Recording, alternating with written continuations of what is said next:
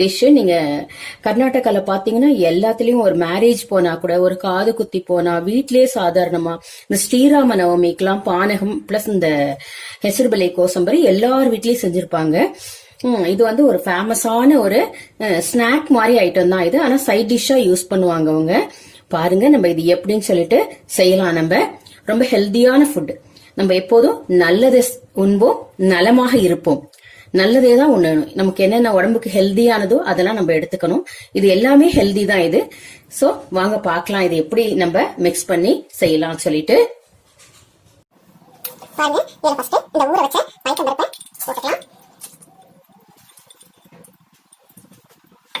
இது கூட இந்த குக்கும்பர் அரைஞ்சு வச்சோம் இல்லையா, அதையும் போட்டுக்கலாம். இந்த ஆனியன் தூளா ஆனியன் அரைஞ்சு வச்சோம் இல்லையா, அந்த ஆனியனையும் போட்டுக்கலாம்.